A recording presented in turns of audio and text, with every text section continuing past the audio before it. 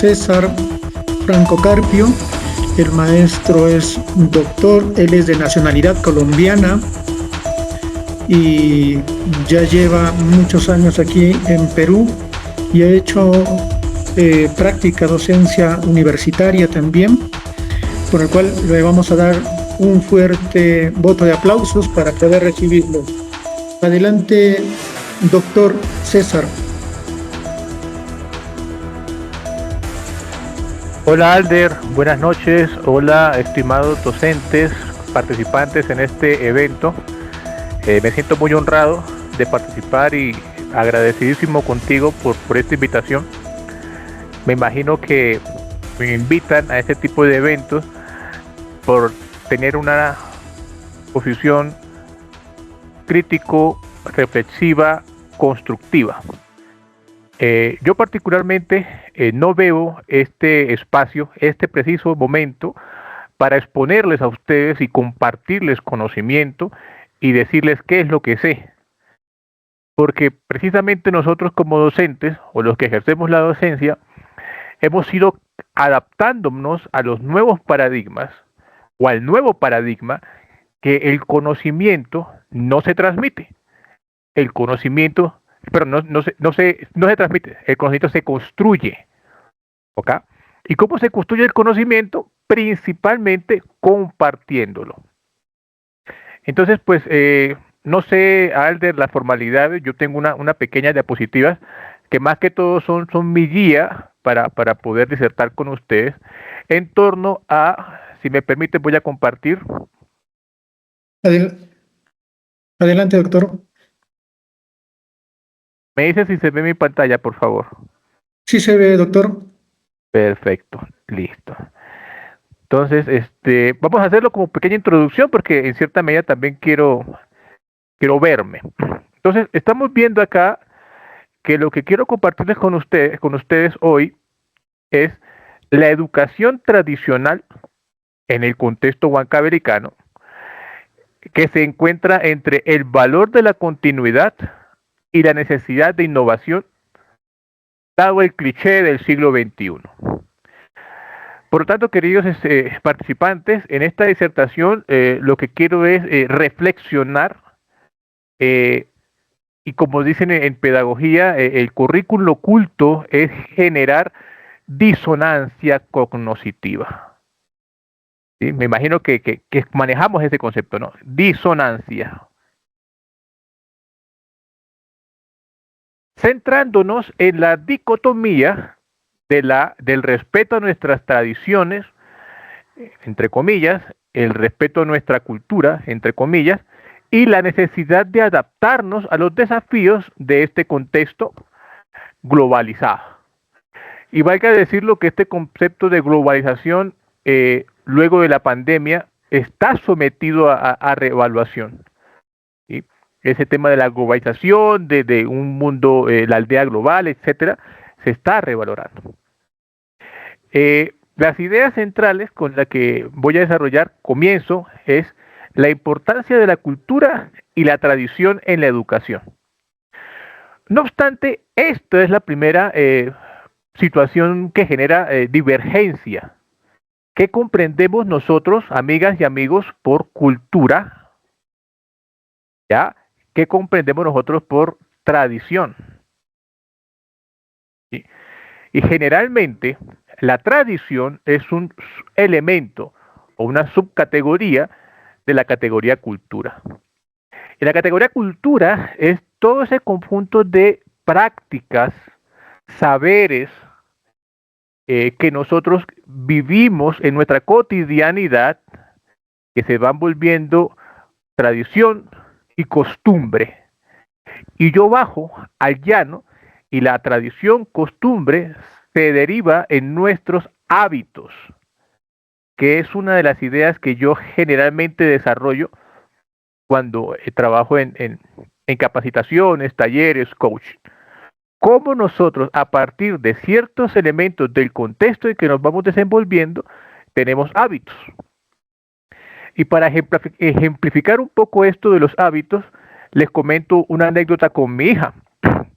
Nosotros hace un par de meses nos tocó pedir apoyo con una señora que nos colaborara acá en la casa, preparar el desayuno, el almuerzo, un poco la limpieza. Pero previa a eso, yo me levantaba a las 6 de la mañana para preparar el desayuno a los chicos, a mis hijos, y yo les armaba el desayuno, todo. Y eso lo estuve haciendo como casi 8 meses. Luego contratamos a la señora que llega temprano, nos ayuda con el desayuno, pero yo me sigo levantando a las 6 de la mañana a ayudarle a la señora a hacer el desayuno. Porque esa costumbre se me convirtió en un hábito y los hábitos ya se vuelven inherentes a nosotros. Vamos a verlo ahora, eso de los hábitos desde una connotación negativa. El consumo de alcohol. ¿Sí? Nosotros, por ejemplo, vamos a una reunión familiar o una reunión con amigos, empezamos a compartir un trago, y ustedes saben que los tragos se nos suben a la cabeza. Y podemos tener manifestaciones negativas en algunos casos cuando no manejamos el alicoramiento. Entonces, ojo, que cuando nosotros hablamos de hábitos, estamos hablando de costumbres. Y esas costumbres generalmente o teóricamente o históricamente están en el marco de la tradición, de las tradiciones que nosotros vamos viviendo a lo largo de nuestra constitución como sociedad, incluso desde el periodo precolonial, ¿sí?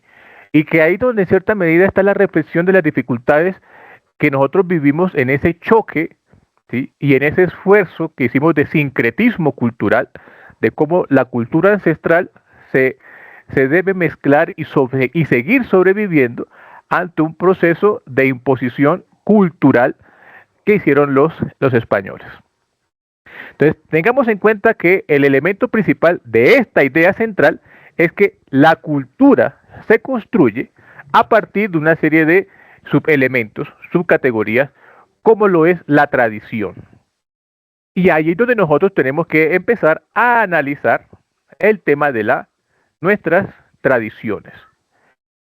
¿Por qué? Porque es cierto, y me adelanto un poco, las tradiciones generan identidad. ¿Va? Pero tenemos que tener presente que tenemos que analizarlas y reflexionarlas. Viene el caso, un típico ejemplo de lo que está pasando en Perú, que no está directamente relacionado con eso, y son los incendios forestales.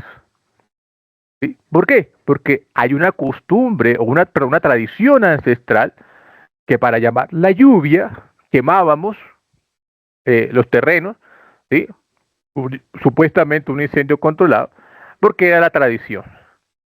Pero tengamos presente que el contexto ha cambiado, el cambio climático, el cambio de temperatura, todos esos elementos hacen que un incendio de esos sea altamente peligrosísimo. Aquí es donde empezamos a generar el primer choque y la primera disonancia que les invito. No necesariamente todos los elementos de nuestras tradiciones, no necesariamente todos los elementos de nuestra cultura son absolutamente positivos. Por lo tanto, debemos analizarlos, reevaluarlos y darlos a nuestra nueva realidad, que es un siglo, una época, un momento histórico de facilidades de trasladarnos a otros países, vivir entre otras culturas, aprender más de 2 idiomas, en el caso de nosotros el tema del quechua, y ahí vendría yo a introducirlos al otro elemento, que es la diferencia que debemos trazar entre nuestra cultura y nuestra tradición. ¿Okay? Y eso ya lo acabo de disertar hace un momento. Entonces recordemos, cultura es todos esos elementos, ¿sí?, que confluyen para generar lo que denominamos identidad. Cultura son todas esas prácticas que tenemos, que desarrollamos, todos esos aspectos identitarios, como la vestimenta, como el idioma, eh, etcétera. ¿Ok? Y tradiciones tienen que ver con los aspectos que nos han heredado nuestros ancestros en diferentes momentos de la historia. Recordemos que nosotros acá en Huancavelica tenemos un contexto bastante enmarcado en las tradiciones ancestrales. ¿Sí? El tema de en julio de la tradición de la llegada de la primavera, el tema de la bajada de cruces, el tema de Niño Callao Carpino, muchas tradiciones que son, ojo, si analizan un producto del sincretismo entre nuestra identidad ancestral y lo que trajeron los españoles. Entonces, el elemento que emerge en este segundo elemento de reflexión es la identidad. Y un amigo, un docente que teníamos, belga, Guy Bayuá, nos hablaba de que la identidad, lastimosamente, en el contexto latinoamericano, en un contexto, desde mi perspectiva de dominación, ¿sí?, se creó en función a la oposición. Es decir, el cholo, el mestizo, el blanco, el negro, el esclavo. Y esa construcción de la identidad a partir de la oposición, ¿sí?, generó ese tipo de categorizaciones sociales. Y es que nosotros ahorita podemos introducir el elemento del campesino. Generalmente cuando nosotros, así, en un proceso mental, decimos campesino, no sé por qué lo asociamos, digo yo con mucho respeto, obviamente, con pobreza. Ah, es que es un pobre campesino. Y hay mucha evidencia de la riqueza que tiene nuestro campesino.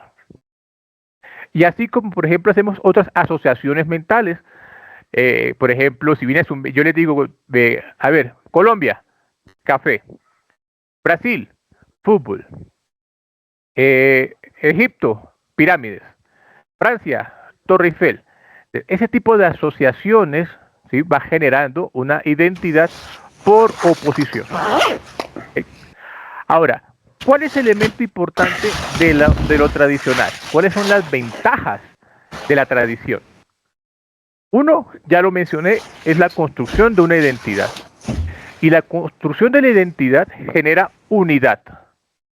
¿Ok? Y cuando hablamos de unidad, estamos hablando de valores que compartimos.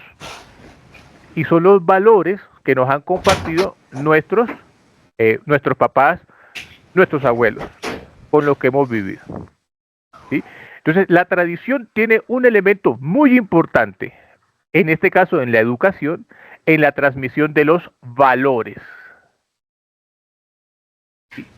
Y ojo, y valores en el sentido de lo que valoramos, de lo que significa para nosotros algo. Por ejemplo, el respeto al padre y la madre, el cuidado que asumimos nosotros del padre y la madre, no en el modelo norteamericano de que el abuelo y la abuela ya se van para un asilo o ya hay casas especiales para ellos. Nuestra cultura nos lleva a valorarlos y tenerlos en nuestra casa, compartir con ellos.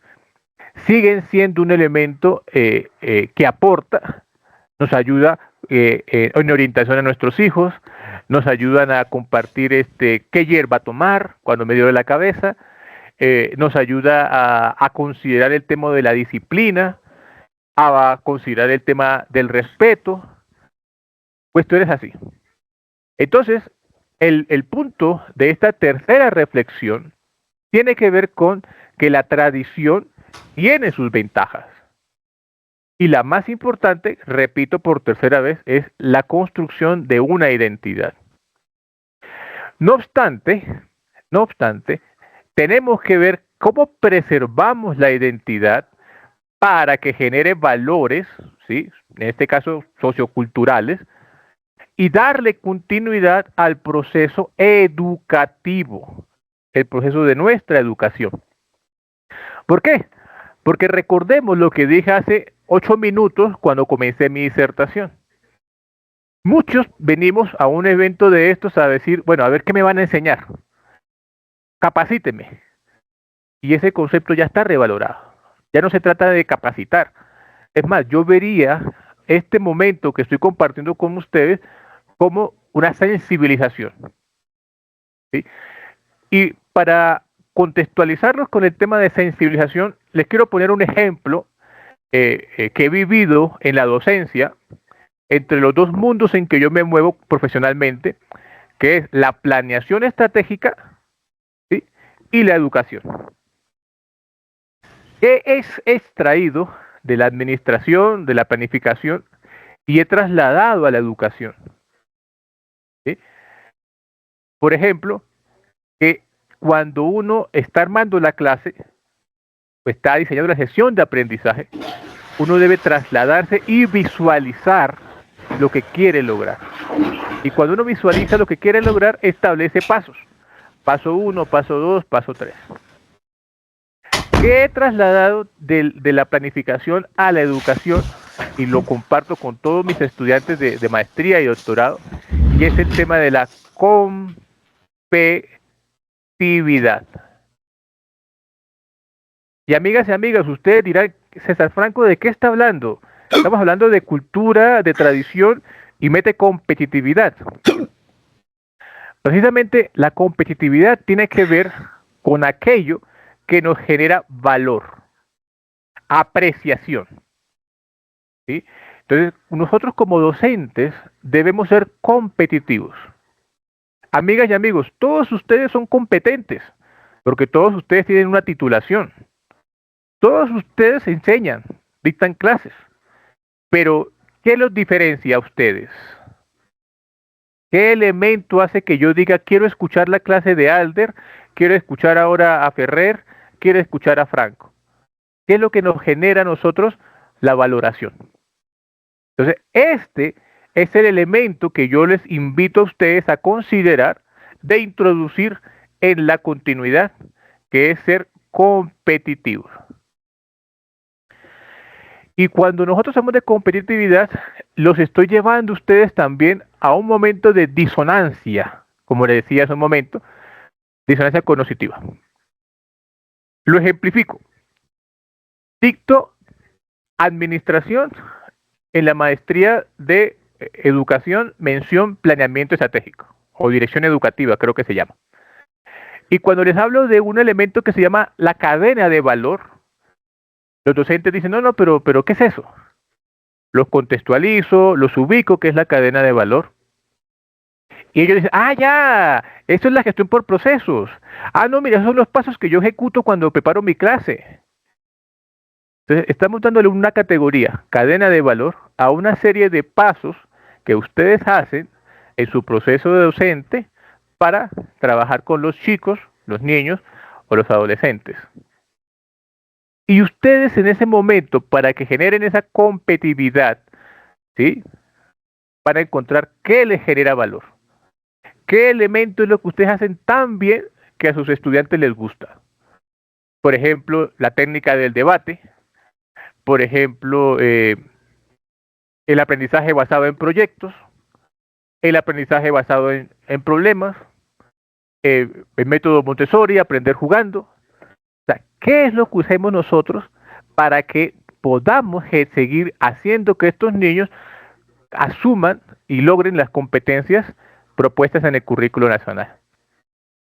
Por lo tanto, esta tercera idea que les estoy compartiendo tiene que ver cómo los valores que nosotros tenemos, en este caso en la educación, ¿sí?, producto del ejercicio de nuestra cotidianidad, día a día, transmitiendo y generando conocimiento con los alumnos, debe ser sometido a una evaluación interna, mía, yo como docente, ¿sí?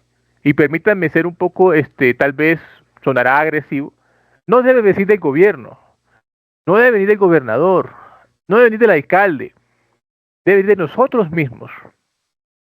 Y en términos concretos es yo, lo que hago, qué tanto genera valor. Valor para mí como docente, valor para mí como persona, valor social para mis estudiantes. Y en ese contexto, nosotros sencillamente hemos llegado a ser competitivos. Entonces, esa sería la tercera idea que les quiero compartir. También les quiero decir que quiero conversar con ustedes. ¿Ok? Entonces, vamos a dedicar los últimos minutos a que conversemos sobre lo que les estoy poniendo a reflexionar, con lo que les estoy invitando a reflexionar. Ahora, ¿cómo nosotros podríamos ser competitivos? ¿Cómo nosotros podríamos generar valor como docentes?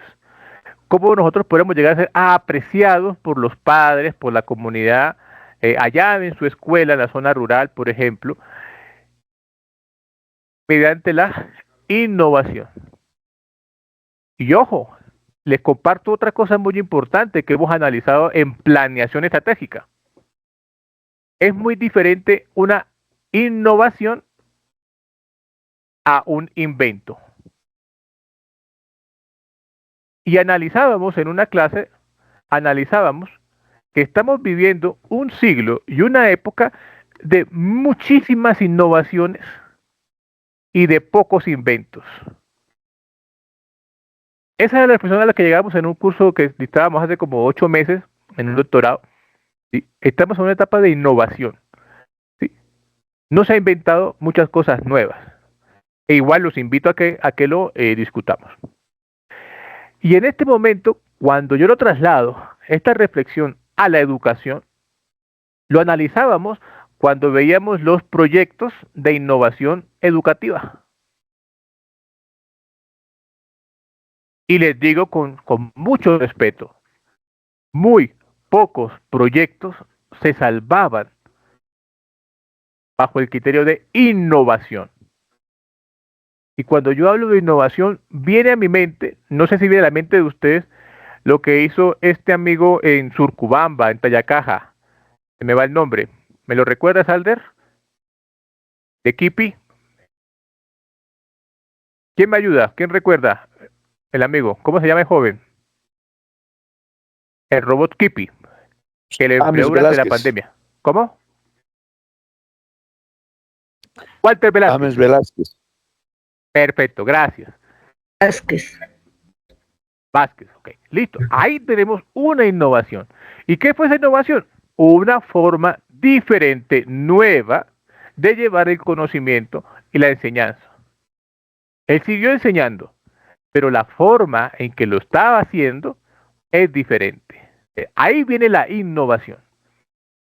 Y allí es donde yo le estoy diciendo que la innovación se debería convertir en una ventaja. Y vuelvo y los traslado. Mire cómo lo estoy llevando de un lado a otro. Lo llevo al ámbito empresarial. Se convierte en una ventaja competitiva. ¿Listo? ¿Y qué viene a ser una ventaja competitiva en términos cristianos? Hombre, lo que yo hago tan bien, ¿listo? Que me quieren imitar. Lo hago tan bien que me quieren imitar y no lo logran. ¿Sí? Ejemplo, quiero que ustedes también se retrotraigan en el tiempo hace 20 años. No, ni hace 20 años, 15 años. BlackBerry era el celular de moda. No sé si alguno ha escuchado del BlackBerry o tuvo un BlackBerry. Y los chinos eran genios imitando los BlackBerry. Hace 15 años los chinos eran genios imitando todo.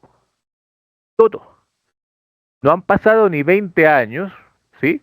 Y los celulares chinos ahora están a la vanguardia. Son competitivos. ¿Ok?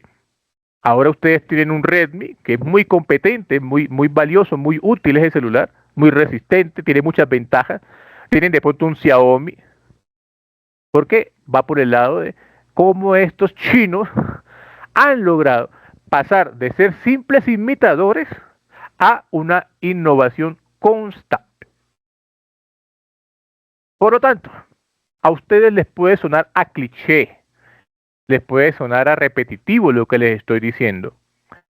Si nosotros no innovamos, no podemos tener una educación moderna. Si quieren, tachémoslo de modernización. Moderna. Y tengamos presente que cuando digo moderna, quiero decir que pueda ser adaptada a diferentes contextos.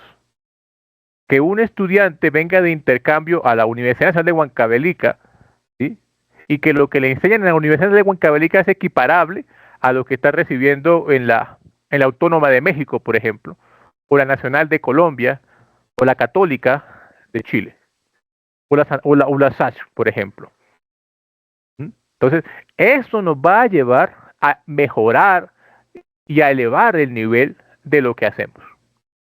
Y amigas, recuerden, los estoy diciendo en términos concretos, que en la medida que ustedes reflexionen sus saberes, sus hábitos, ¿sí?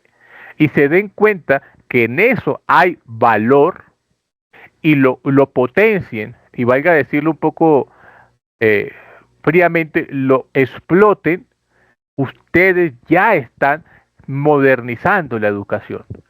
Ya ustedes son mejores docentes. Recuerden, hay aspectos de nuestra cultura, hay aspectos de nuestra tradición que no por ser tradición deben ser aceptados. ¿Ah? Y yo quiero ser disruptivo con ustedes y quiero citar lo que pasó hace un par de meses con el ministro de Educación, con las violaciones sistemáticas a los derechos de niños y niñas en el Amazonas. Es que esa es una práctica cultural aceptada. Puede que sea una práctica cultural, pero ya no debe ser aceptada. Y así son muchas prácticas de nuestra cultura. No deben ser aceptadas. ¿Y cómo nosotros podemos replantear si aceptamos o no aceptamos? Es haciendo esa introspección. ¿Qué de lo que yo tengo, qué de mi contexto educativo tiene valor? ¿Cómo lo pulo? ¿Cómo lo saco adelante? ¿Cómo lo contextualizo? ¿Cómo hago que mis estudiantes se embarquen en eso? Otra reflexión en ese sentido. Y repito, me estoy expresando con el ánimo de construir, no de criticar. Me encuentro con los compendios, los muy de moda compendios que le dan a los chicos para que sus competencias se logren directamente. Y veo yo que trabajan el tema del aprendizaje significativo o el aprendizaje experimentando como un curso aparte a lo que es, por ejemplo, matemáticas, a lo que es, por ejemplo, ciencias. Entonces le preguntan a mi hijo de cuarto grado cuál es la reacción química entre el mol A y el mol B. Yo les pregunto, ¿no sería más útil decir, a ver, ubícate en este contexto, estamos haciendo un experimento donde este mol genera esta reacción y este mol genera esta reacción? ¿Qué pasa si los combinamos? Miren que les estoy diciendo de otra forma esos videos que hay en YouTube de los experimentos que le piden a los chicos en su colegio. Entonces, lo que quiero decir concretamente es que debemos darnos cuenta en el proceso de enseñanza-aprendizaje la estrategia que más funcione, que sea la más adecuada para nuestro contexto donde nos venimos desempeñando. Entonces, para cerrar esta introducción a ustedes, quisiera plantearles que la educación en Huancavelica tiene una ventaja competitiva basada en la tradición, porque esa tradición fortalece la identidad cultural.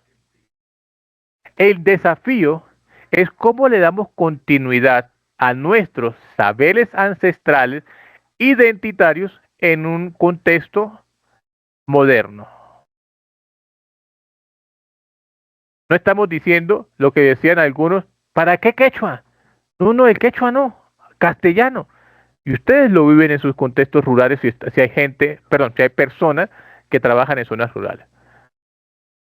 Ya de pronto hemos visto padres que le dicen, no, háblele en castellano a mi hijo. Tienes que aprender porque es el idioma. ¿Recuerdan lo que dije hace un par de minutos? Identidad por oposición. El quechua no vale. ¿Para qué el quechua? Hombre, el quechua es una fortaleza identitaria. En un mundo globalizado, las oportunidades que ofrece la tecnología y las nuevas metodologías educativas. ¿Sí? Eso hace que los estudiantes puedan trascender fronteras. Eso hace que nosotros ahorita tengamos niños de nuestras zonas rurales de Huancavelica que han participado en concursos nacionales o internacionales. Eso ahora nos lleva a nosotros en la docencia universitaria, por ejemplo, a emplear el aula invertida. ¿Sí? Y que estoy casi seguro que ustedes o ya la están aplicando o la van a aplicar en sus escuelas. ¿Cómo dejamos que los chicos generen el conocimiento y se lo apropien?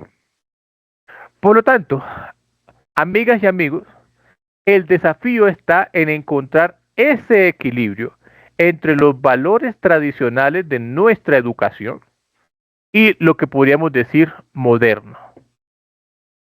Aprovechando lo mejor, valga decirlo entre comillas, de ambos mundos, de ambos escenarios, para preparar a los estudiantes huancavelicanos a poder defenderse en un contexto nacional e internacional. Ya ahorita eso es una condición de calidad que las universidades tengan convenios con otras universidades nacionales o internacionales. Y también es una cuestión muy arraigada que vayamos nosotros, algunos docentes o algunos estudiantes, a un intercambio académico. ¿Para qué? Para ampliar nuestra concepción de lo que mal llamamos, ojo, mal llamamos realidad.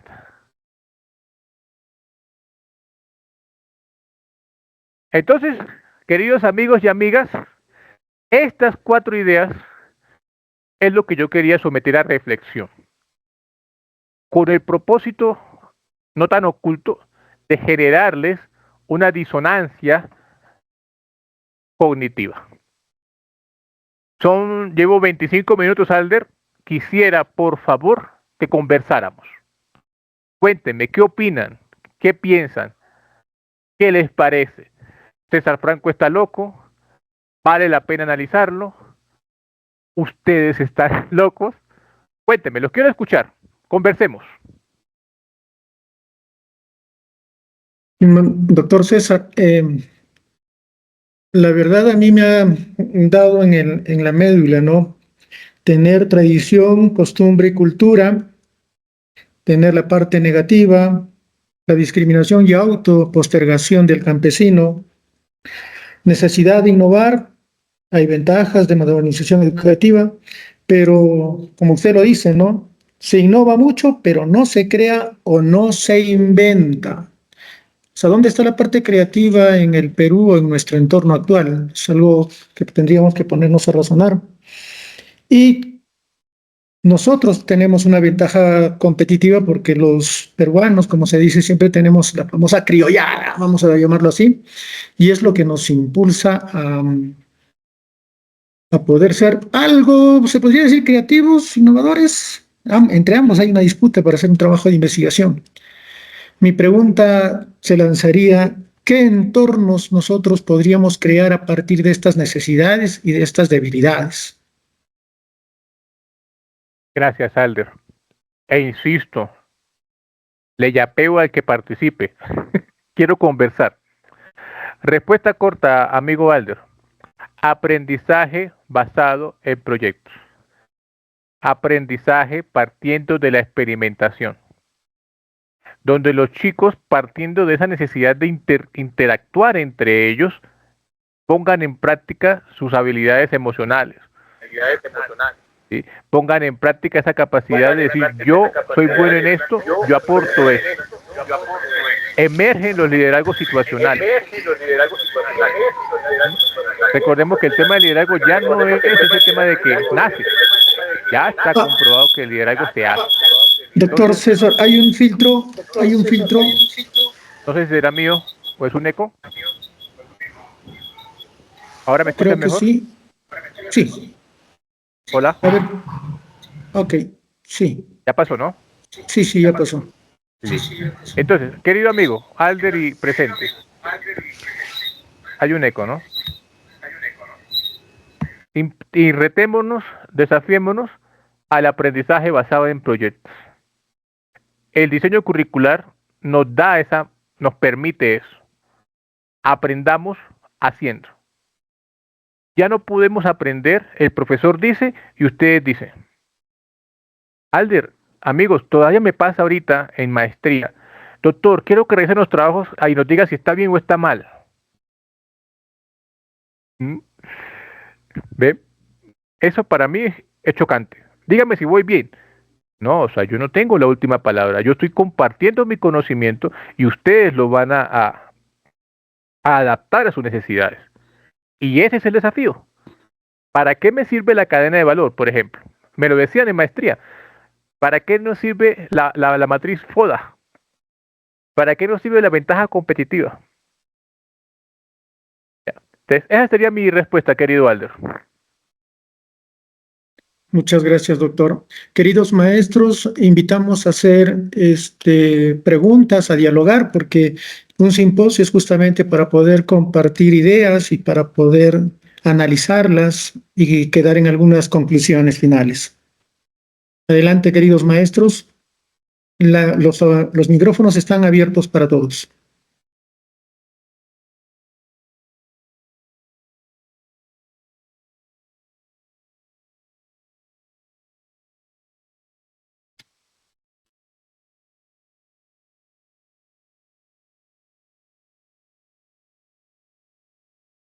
Está Alex, Hola, sí, te escuchamos. Alfonso, Beatriz. No, estoy llamándoles a ver si nos están escuchando. Carmen, Celia, Dania, sus micrófonos están abiertos. Daisy, Doris, Eda, Eli, Stephanie, Evaristo, Felicia, Felimón, Fortunato, García, Elmer. Estamos 59 personas y vamos subiendo más.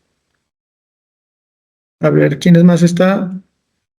Ildefonso, Iván, Jackie, Yasmín, Jorge, José, Juan Condo, Juan Maigua, Karina Ceballos, Laura, Lea Almendra, Lucía, María Rodríguez, María Rossi, Maribel, Mariana, Meriluz, Mónica. A ver, Stephanie Rosaluz, ¿estás por acá, Stephanie?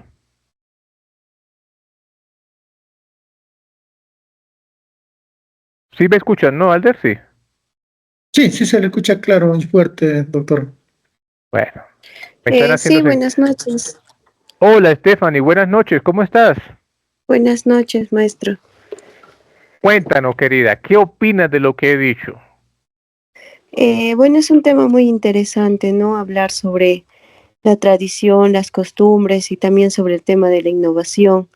Si bien es cierto, acá en Huancavelica es un poco todavía, no se ve mucho, ¿no? No se ve mucho eso de la innovación, inclusive de los temas tecnológicos acá en Huancavelica. Yo pienso que estamos un poco retrasados todavía, pero es bueno siempre llevar este tipo de capacitaciones, de simposio para poder intercambiar ideas, ver, ¿no? Más allá y qué es lo que nosotros también como docentes podemos desarrollar acá en la región de Huancavelica. Esa sería mi opinión. Stephanie, ¿cómo te vas a desafiar a ti misma después de lo que estamos reflexionando? ¿Qué fibra te Claro. toca lo que hemos conversado? Sobre la innovación más que nada, ¿no? Tratar de innovar, de hacer mejor mis sesiones de aprendizaje hacia los chicos.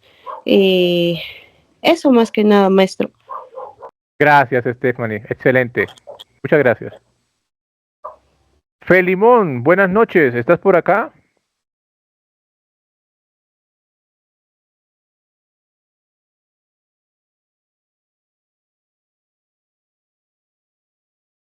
Yurfa, hola, buenas noches.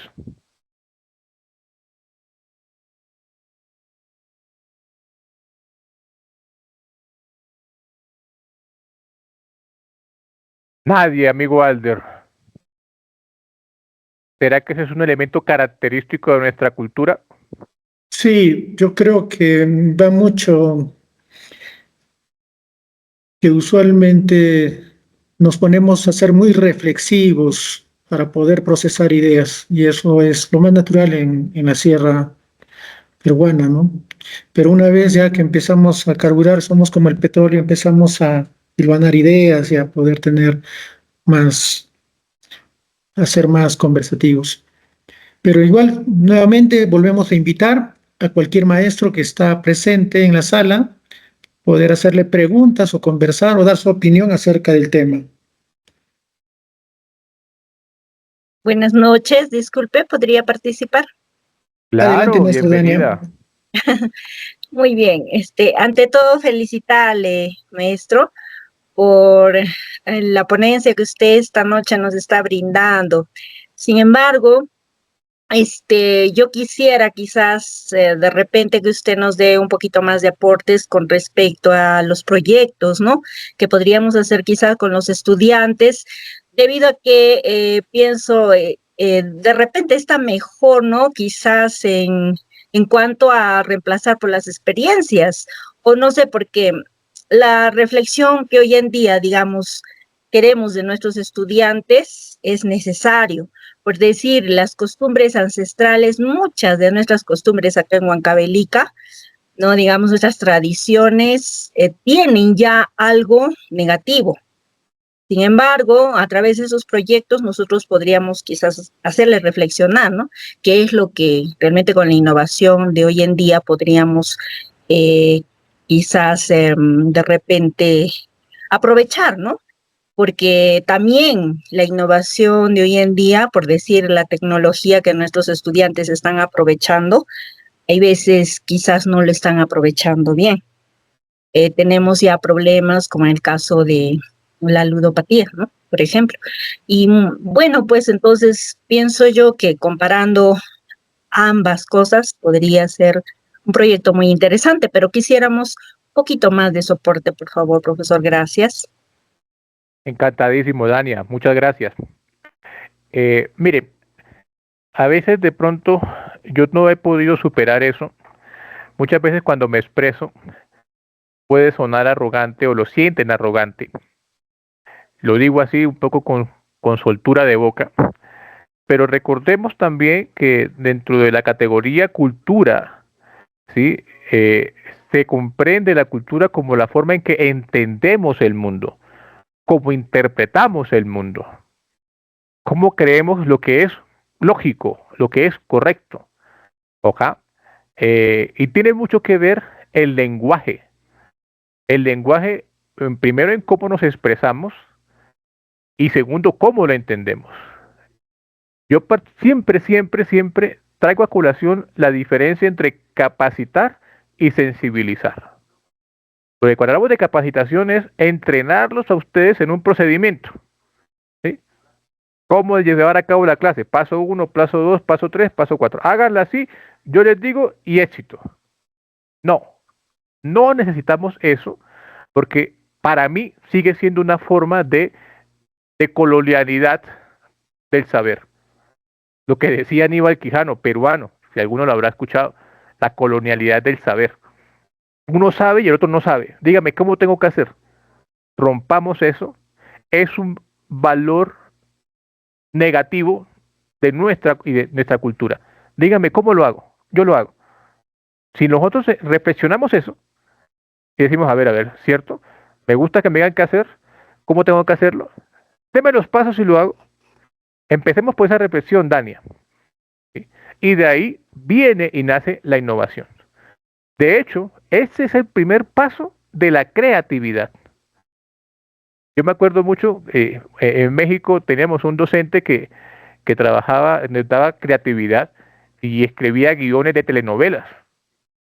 Y uno pensaba que la persona creativa era el que tiene el piercing, el piercing, el arete, el tatuaje, el cabello, la cola. Y era una persona completamente común y corriente. Se vestía tal como nosotros. Pero la forma en que hacía sus conexiones mentales era espectacular. Plus, Dania, para eso, empecemos a practicar la neuroplasticidad. ¿Cómo lo podemos hacer? Rétense. Por ejemplo, digan, mañana, ¿sí? Mañana no voy a preparar avena para el desayuno, voy a preparar otra cosa. Mañana no voy a comprar mi chaplita, voy a comprar chabata. Mañana voy a hacer el huevo con tipo omelette. O sea, busquemos torcer el hábito, ¿ok? Decir, bueno, ¿cómo me quedaría si experimento esto? O vaya un poquito más lejos. O mañana quiero aprender a montar bicicleta. O mañana voy a hablar con mi compadre para que me enseñe a manejar auto.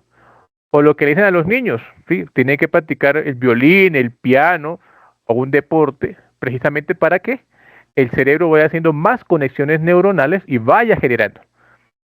Dania, ¿te acuerdas que nos decían hace 30 años que las neuronas se mueren? Y ya hoy en día está científicamente comprobado, biológicamente comprobado, que las neuronas no se mueren, se regeneran. Entre más conexiones sinápticas se haga.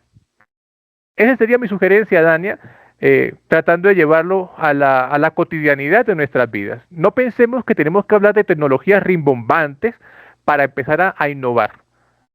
Desafiémonos nosotros en nuestra zona de nuestra zona de confort. Mañana no tomen avena, tomen café con leche o tomen un Milo con huevo batido y un poco de nuez moscada. ¿Listo? Sería para ti mi respuesta, querida Dania. Gracias.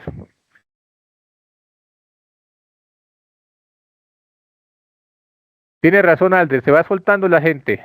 Amigos y Sí. amigas. Vamos a tener hasta las 8:10 a 15, ¿sí? Si es que hay más participación. ¿Te parece, César? Encantado, Porque encantado. te he cortado ahí un tiempo. Ya. Bueno, adelante, queridos maestros presentes. Pueden participar. El micro está abierto. Doctor César, buenas noches. Felicitarlo por la ponencia. Estoy atentamente escuchando. Creo que acá en Huancavelica todavía la tecnología no llega al 100%. Entonces, agradezco por la ponencia que usted hace. Le agradezco, ¿no? Y felicitarlo por la ponencia y también a los organizadores. Gracias. Pero, ¿qué opinas, amigo mío? ¿Cuál es tu apreciación?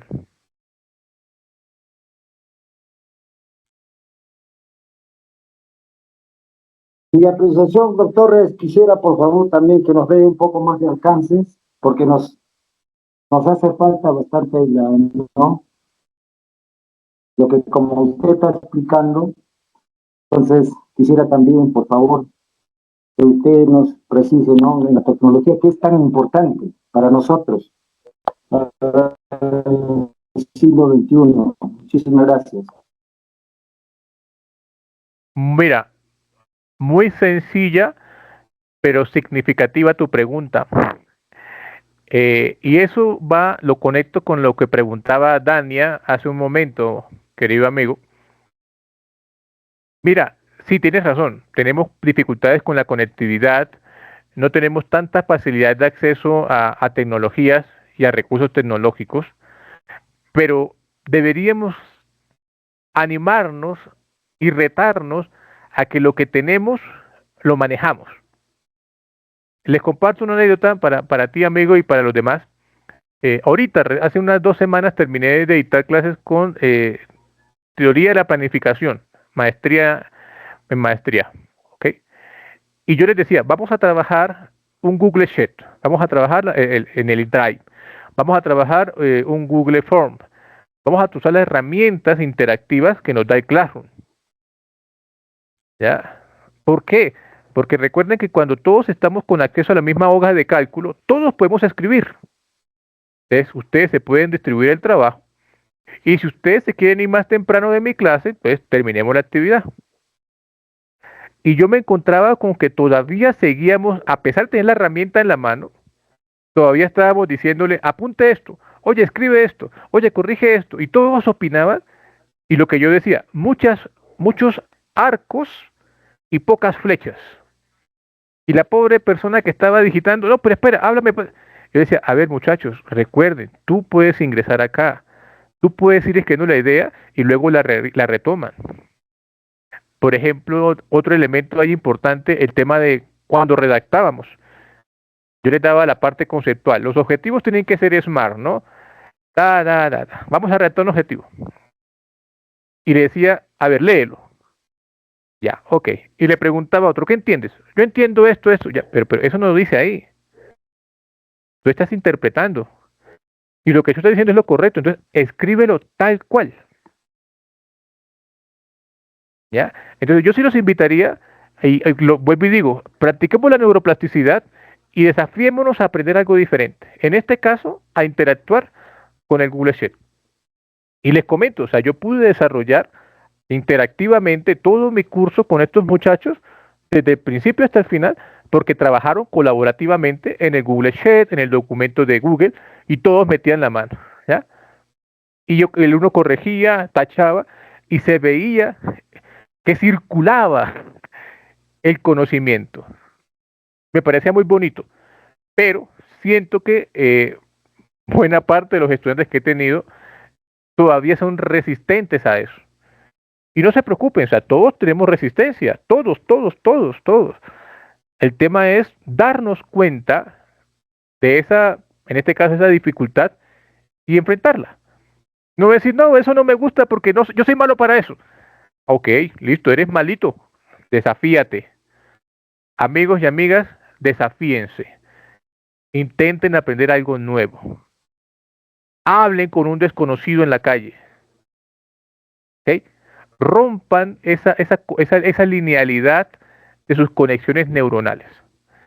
Ese sería mi aporte para ti, amigo mío.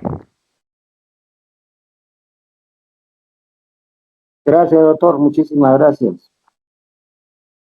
Si habría más participaciones, por favor, maestros, adelante.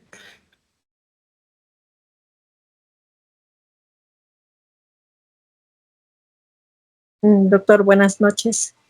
Hola, Nilfa, buenas noches. ¿Cómo está, doctor? Bueno, igual, ¿no? Felicitarlo por la ponencia y, bueno, mi participación sería de que es bastante importante, ¿no? De repente el planteamiento que usted hace de que se cambie esa forma de repente de enseñar donde solamente el docente es el que da toda la información, ¿no? Sino de que parta a partir de los estudiantes también.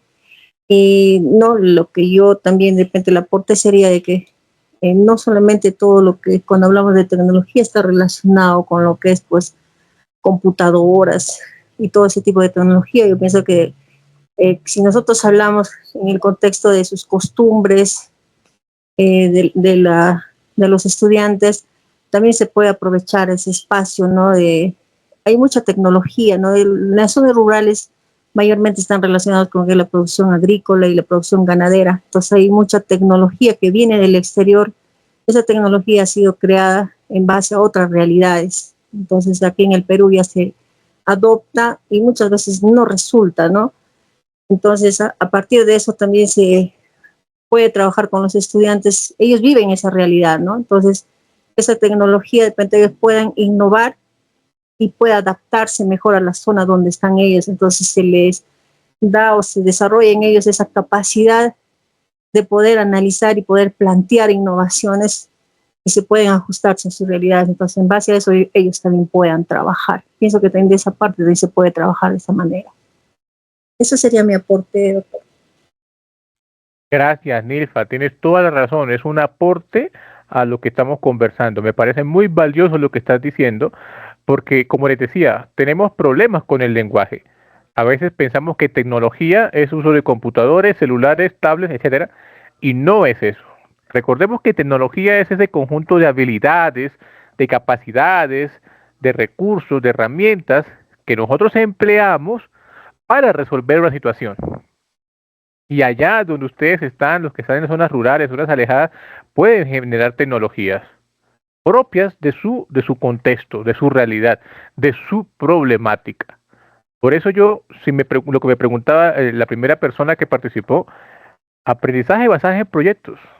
Ahí los chicos van a interactuar, los chicos van a aplicar matemáticas, van a aplicar física, van a aplicar biología, van a aplicar estadística, o sea, van a integrar lo que están viendo en cada área, en cada curso, de manera aislada. ¿Mm?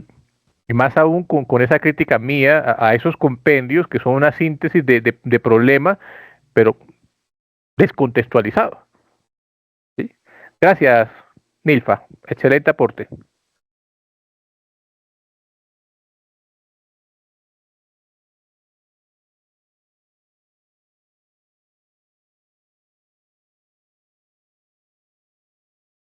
Bueno, Albert, querido, para cerrar, muchísimas gracias a todos por su tiempo, por su atención, por escucharme.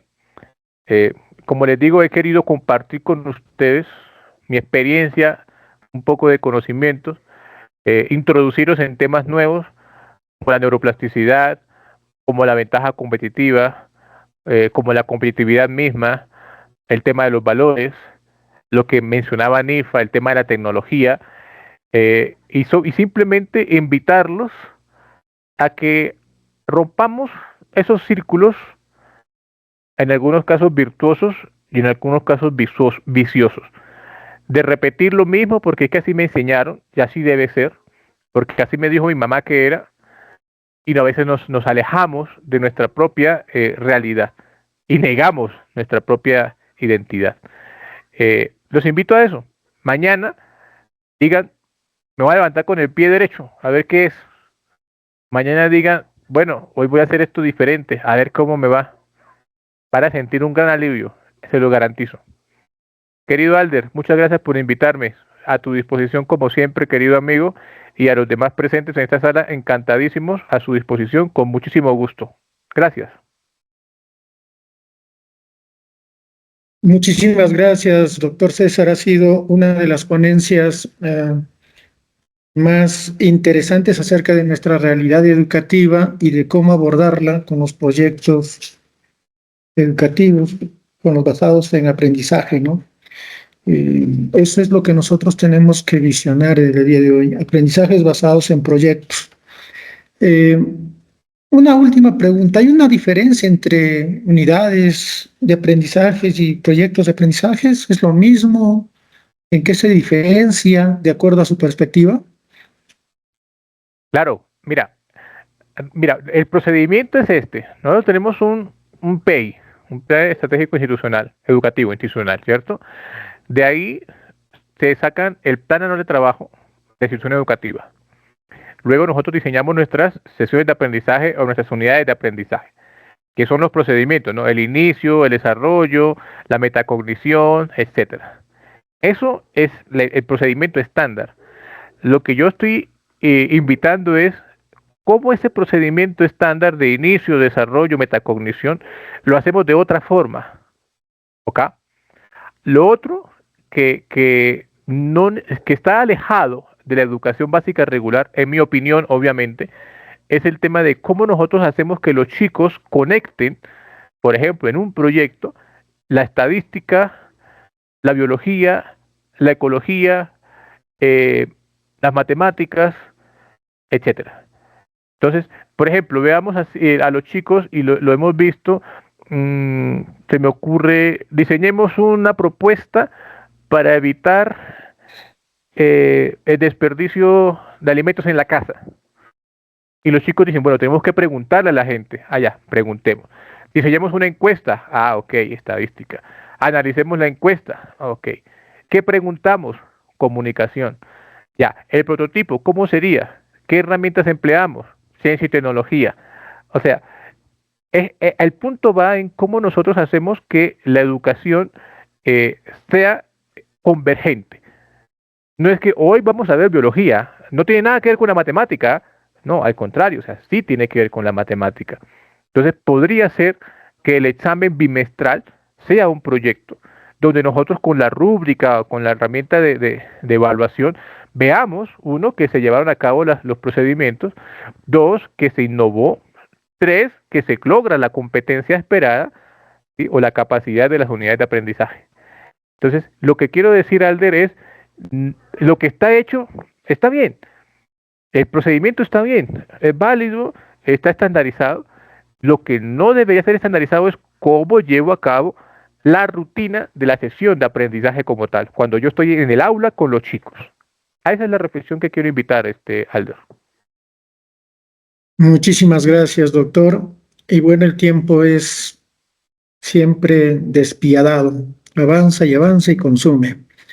Entonces, vamos a darle la despedida. Muchísimas gracias. Creo que va a haber otra oportunidad de hacer una entrevista ya directamente acerca de su proceso de vida, porque usted es colombiano, ha hecho un doctorado en Chile, ¿no? Y actualmente radica aquí en Perú y creo que ya se nacionalizó huancabelicano. Y terminé mi carrera en México e hice otro posgrado en España. Entonces sí, Cuando la tiene juventud vasta permitía. experiencia y Cuando eso la sería juventud otro tema permitía. que tendríamos que abordar para una tertulia y más información para poder sacar conocimientos y organizarlas para nuevos proyectos. Muchísimas gracias, doctor, y muchas gracias por ser y fortalecer este primer simposio que se está llevando, el primer día del segundo simposio, el día de hoy. Muchas gracias, doctor. Encantado. Hasta luego. Muchas gracias.